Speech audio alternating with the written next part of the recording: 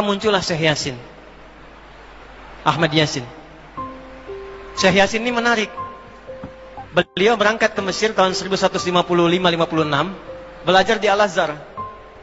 Ditangkap oleh rejim pada masa itu karena diduga ikut dengan gerakan Ikhwanul Muslimin. Dulu Jamal Abdul Nasir itu sahabatan dengan Syekh Hasan Al-Banna, sahabatan dua-duanya itu. Cuma karena beda pandangan politik, kemudian beda pandangan, maka gerakan Syekh Al-Banna kemudian dimatikan. Singkatnya begitulah. Dianggap kemudian menyimpang karena masalah politik dan kita nggak ikut-ikut ke sana. Singkatnya bagaimana? Syekh Yasin datang tahun 50-an ke sana, kemudian ke Al-Azhar, ditangkap, dikira gabung ke gerakan Ikhwanul Muslimin. Beliau bingung, nggak tahu kok ditangkap. Setelah kemudian diteliti, diidentifikasi, ternyata nggak terlibat. Tapi dari situ kemudian beliau mengenal lebih jauh. Ikut ke situ, ikut gerakannya, ikut kemudian apa yang dilakukan dari gerakan-gerakan tarbiyahnya sampai pada tanggal 14 Desember tahun 1987 ketika melihat realita tidak ada yang berjuang lagi, sementara anak-anak ditawan, perempuan dibunuh, orang di jalanan ditembak begitu saja, masyarakat dipecah belah, Al-Aqsa semakin digali semakin dekat, tidak ada yang mempertahankan, sementara dunia Islam di luar tidur semua. Maka beliau membentuk dengan sahabatnya 6 orang. Termasuk di situ ada Syekh Dr. Abdul Aziz Rantisi. Dengan beberapa kolega yang lain, maka didirikanlah gerakan Harakah Muqawamah Al-Islamiyah. Disingkat dengan Hamas namanya. Itu yang sekarang jadi trending topik gitu. Maka dari tahun 80-an itu mereka dididik oleh Syekh Yasin dengan Al-Quran. Diajarkan kepada mereka tentang kisah-kisah ini. Bagaimana perjalanan Yahudi, karakternya bagaimana, sifat penakutnya bagaimana, cara masuk ke mereka bagaimana, seperti apa gambarannya, dan dihitunglah siklus 40 tahunan. 1987, 40 tahun ditambah itu berapa? 2027. Jadi disiapkan oleh beliau 3 fase di surah Al-Isra yang tadi dibaca, khususnya ayat 4 sampai dengan ayat ke-7-nya. Wa qadayna ila bani Israila fil kitab la tufsidunna fil ardi marrataini wa la ta'lunna 'uluwan kabira. Bani Israel itu kata Allah sudah tetap perjalanannya dari sejak generasinya ini berjalan selalu merusak dan mewarisi karakter-karakter tadi. Maka apa yang terjadi? Kerusakan akan terus dibangun sampai ada kemudian ketiga fase. 3 fase ini sudah selesai 2, sekarang masuk yang ketiga. Maka yang ketiga ini fa idza jaa wa'dul akhirati. Maka jika datang janji Allah yang terakhir untuk mereka. Apa fase yang ketiga ini? Ada 3 bagian lagi. 1, liyasu'u wujuhakum.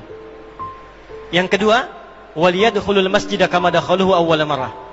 Yang ketiga, waliyutabbiru ma 'alahu tatbira. 1 sekarang sedang diperlihatkan, liyasu'u wujuhakum. Persis sekarang orang-orang itu seperti di era Nabi yang membayangkan hingga bisa ditembus, bentengnya kokoh, intelijennya kuat, sadapannya di mana-mana. Tapi ternyata dunia yang melihat kokoh itu ditunjukkan oleh Allah hanya dengan bahasa mereka. La syirzimatun qalil. Ini bahasanya Firaun. Ini kan cuma ormas kecil, nggak sebanding. Ormas kecil yang nggak sebanding ini ternyata telah bisa mengintersep semua bagian-bagian itu. Dia bisa tembus bentengnya, dia masuk ke dalamnya. Liyasu'u wujuhakum. Tujuannya bukan untuk menunjukkan mereka mampu, bukan. Untuk menggugah dunia kalian kemana saja. Yang kalian anggap itu hebat, itu mampu, itu dahsyat, ternyata bisa ditembus, dipermalukan di wajah dunia. Satu, janji Allah tiba. Kedua, waliyadkhulul masjida kama dakhaluhu awwal marrah. Nanti ada fase kedua. Setelah ini terjadi, selesai fase kedua, masuklah ke wilayah Masjidil Aqsa. Kembali lagi milik kita itu. Dihitunglah fasenya 40 tahunan. 1987 fase pertama sekarang berjalan, ditambah 40 berapa? 2027. Itulah fase yang kedua, saat diharapkan paling puncaknya Masjidil Aqsa bisa kembali lagi. Nah, ini bukan main-main, hitungan fasenya. Antum lihat video viralnya Syekh Ahmad Yasin itu ketika menjelaskan itu. Saya tahu betul itu. Beliau hitung itu. 2027 ke 2028 dan puncak akhirnya waliyutabbiru ma'alahu tatbira. Hancur semua, terjadi perang dahsyat.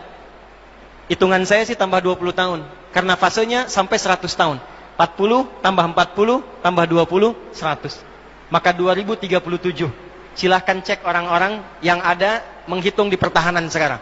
Antum tanyakan pada yang di Lemhanas, pada di macam-macam.